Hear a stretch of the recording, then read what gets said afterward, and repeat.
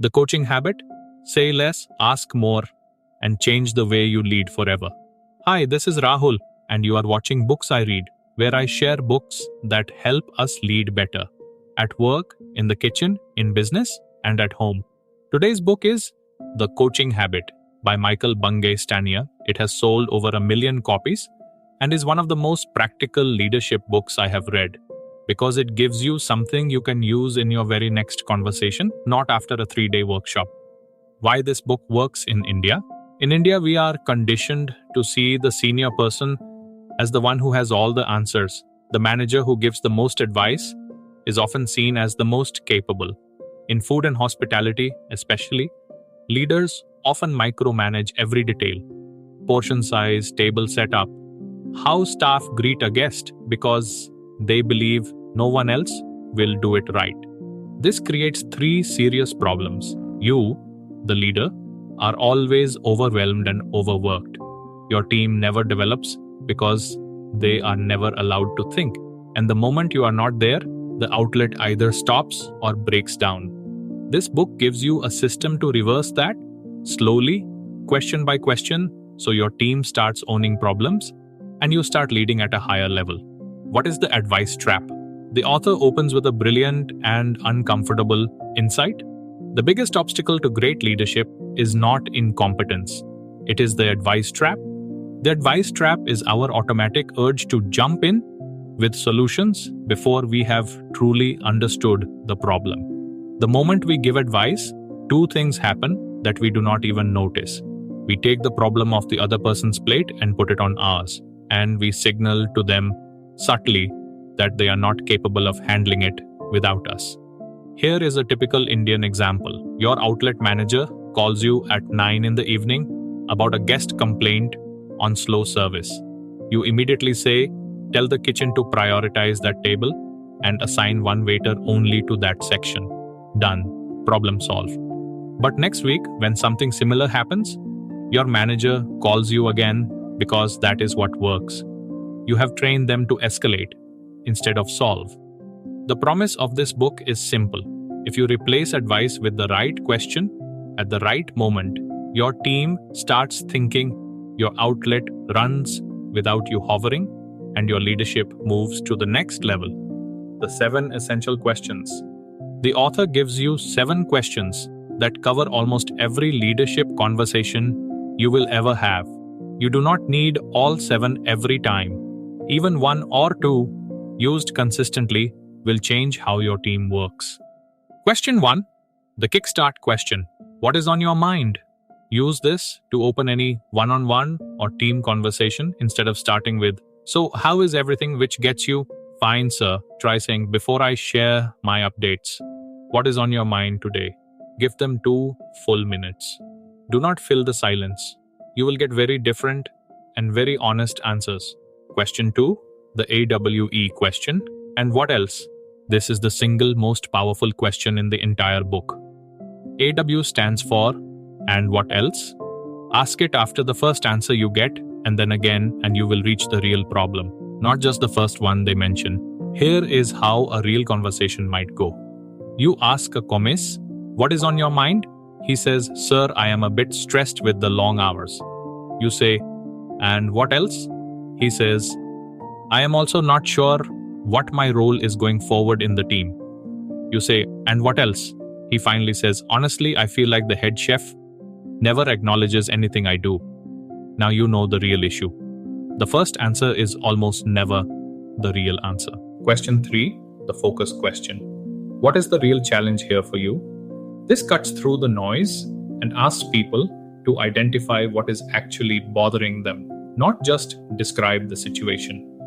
A manager comes to you complaining about a delivery partner causing repeated delays. Before you pick up the phone to escalate, ask, what is the real challenge here for you? The manager says, honestly, I do not feel I have the authority to push back on them without checking with you first. Now you are solving the right problem. Question 4, the foundation question. What do you want? One of the most underused questions in any workplace. A team member keeps saying the roster is unfair. Instead of defending the roster, ask, what do you want? A specific day off? A permanent change? Or just to be heard on this? That one question saves you 20 minutes of defending something that may just need one small tweak. Question 5. The lazy question. How can I help? This is called the lazy question, not because it is easy, but because it does the work of 3 questions at once. It forces the person to tell you exactly what kind of support they need instead of you assuming and doing the wrong thing. Before you jump in to fix something, ask this. Your team member may just want you to listen, not to solve. You will save time, and they will feel genuinely respected. Question 6. The strategic question. If you say yes to this, what are you saying no to? This is a question for yourself as a leader, just as much as for your team. Every yes has a hidden no that most leaders never see. If you say yes to personally handling every vendor call, you are saying no to developing your procurement team. If you say yes to running the daily briefing yourself every single day, you are saying no to building your assistant manager's confidence to lead it. Ask this before taking on anything new for yourself and for your team. Question 7. The learning question. What was most useful or valuable to you in this conversation? End every coaching conversation with this. It cements the learning, builds the habit of reflection in your team, and tells you what actually landed so you can do more of it next time. After a post-shift debrief where someone solved a guest recovery issue on their own, ask this. They will articulate their own learning, which is 10 times more powerful than you telling them what they learned.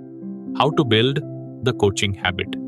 The author is clear that one great conversation does not change a culture. What changes culture is a new habit, the habit of asking before advising every day in small moments, not just informal reviews. Use habit stacking to make this easy. Attach one coaching question to a moment that already exists in your day.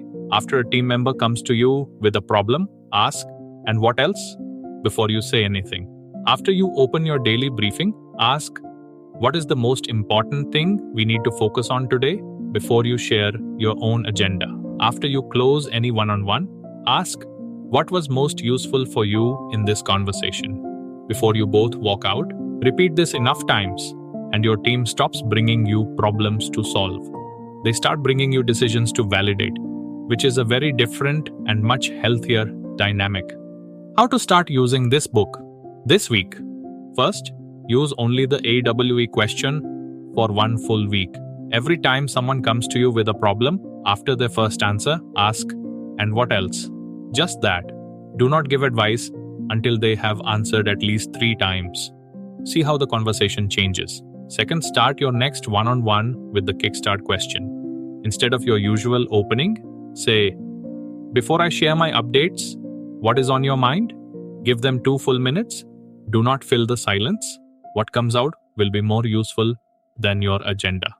Third, end your next team meeting with the learning question. After your next briefing, before people leave, ask, "What was the most useful thing from today's conversation?" Give it 60 seconds. You will be surprised what your team remembers versus what you thought was most important. Who should read this? Pick up the coaching habit if you handle teams, outlet operations, or franchise partners, and often feel like you are doing everyone else's thinking for them. If you want to develop your people, but do not have time for long, formal coaching sessions every week. If you are a founder or entrepreneur whose team needs to be more self-reliant as the business scales, and especially if you often hear yourself saying, "It is faster if I just do it myself." This book is written for exactly that feeling. My quick rating for books I read. Practical tools, 5 out of 5. 7 questions are easy to remember and immediately usable in your very next conversation. Storytelling and examples, 4 out of 5. Crisp and well written, with a few Western examples that translate very easily to the Indian context. India relevance, 4 out of 5. Hierarchy and the habit of doing everything yourself make this even more critical for Indian managers than the book originally intended. Reread value, 5 out of 5. Revisit before appraisals, new team onboarding, or any time you feel you are becoming the bottleneck in your own outlet. If this episode of Books I Read on the coaching habit helped you, do like, share, and subscribe, and send it to one leader on your team who is working harder than everyone else and still feels like nothing is fully under control. This book is for them. Tell me in the comments which of the 7 questions will you try first and with whom? The AWE question with your team, the strategic question with yourself, or the kickstart question in your next one-on-one. Drop your book recommendations in the comments too, especially anything around leadership, building strong teams, and the business of food.